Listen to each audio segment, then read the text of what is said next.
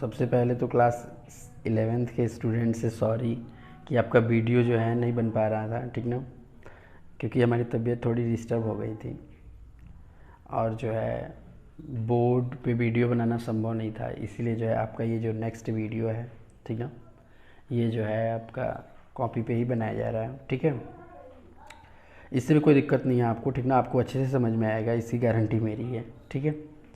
चलिए, तो इसके पहले हम लोग जो है 1-2 लेक्चर आपको मतलब बताया गया था, जिसमें जो है इंट्रोडक्शन बताया गया था कि क्या क्या हमको पढ़ना है, और जो है इसके बाद से आपको यूनिफिकेशन और रिडक्शनिज्म का लेक्चर मिला होगा, ठीक ना। उसको फिर से हम एक बार रिवाइज करा देते हैं, ठीक ना, कि यूनिफिकेशन क्या होता है, रिडक्शनिज्म क्या होता है, आप भूल भी गए होंगे जनरली, ठीक है। तो पहला चैप्टर जो आपका ये है ना 11th का फिजिकल वर्ल्ड, इससे एग्जाम में क्वेश्चंस नहीं पूछे जाते हैं।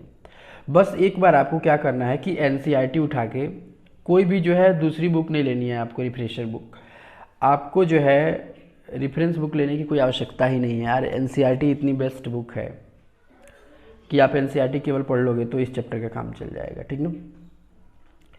तो पहला चैप्टर ये हमारा आपका जो है क्या है, फिजिकल वर्ल्ड है, ठीक ना। फिजिकल वर्ल्ड हिंदी में जो है भौतिक जगत कहते हैं, लेकिन भौतिक जगत से हमें कोई मतलब नहीं है, ठीक ना।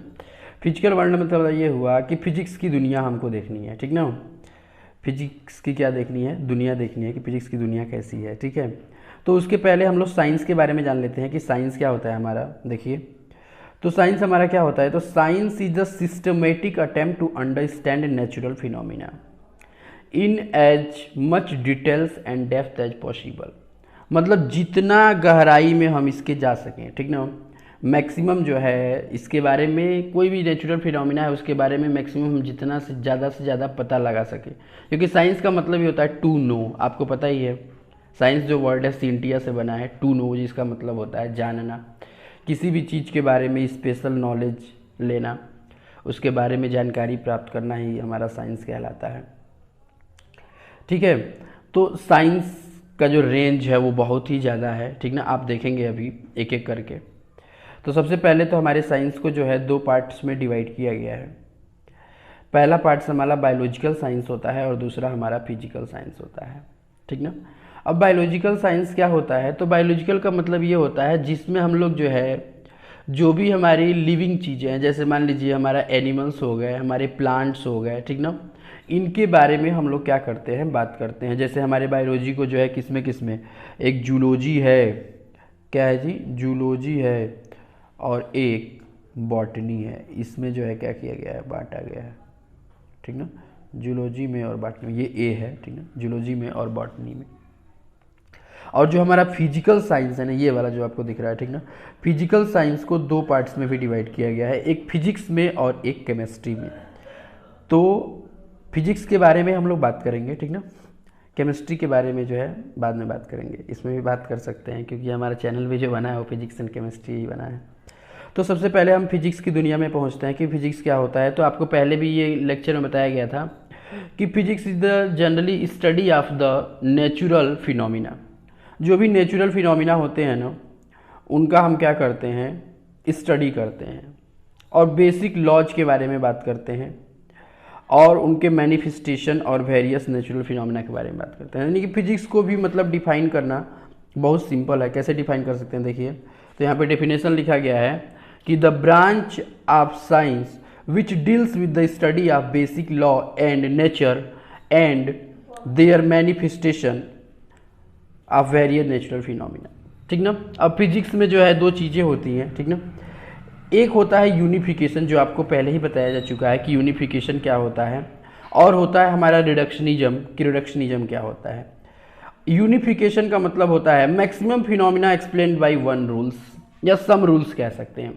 मतलब बहुत सारी फिनोमिना को जो है हम केवल कुछ ही रूल्स के द्वारा यदि हम एक्सप्लेन कर दें, ठीक ना, तो उस चीज़ को बोला जाता है यूनिफिकेशन। जैसे आपको बताया गया था ना कि जैसे मान लीजिए कोई बॉल है, तो कोई बॉल हम ऊपर से ड्रॉप कर रहे हैं तो गिर रहा है, ठीक ना, तो इसके बारे में भी जो है हम ग्रेविटेशन जो है उसी फिनोमिना के द्वारा जो है पढ़ते हैं।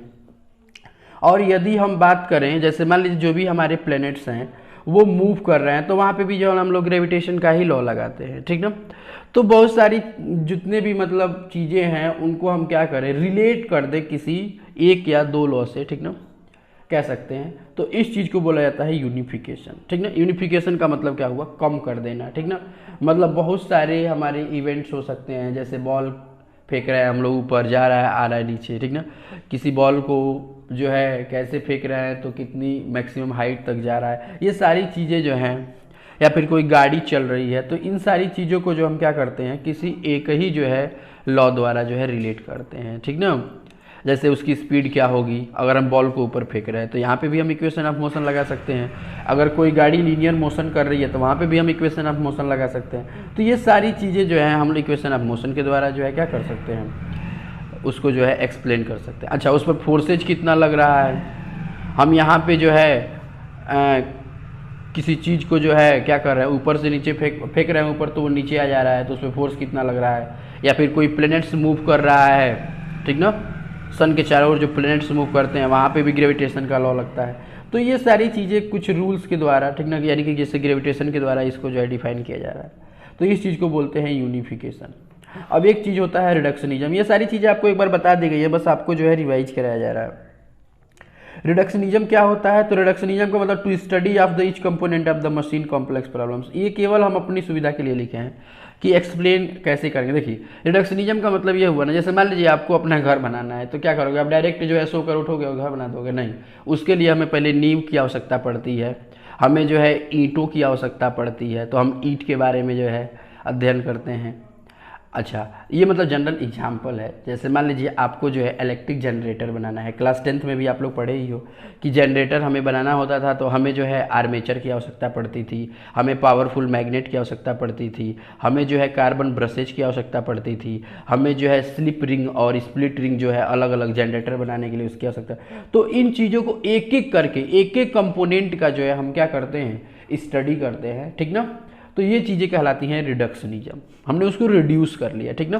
किसी एक कॉम्प्लेक्स प्रॉब्लम को हमने क्या किया कि छोटे छोटे प्रॉब्लम में सॉल्व करके और उस पूरे कॉम्प्लेक्स चीज़ को सॉल्व कर लिया, ऐसा समझ में। तो इसको हम लोग बोलते हैं रिडक्शनिज्म, ठीक है।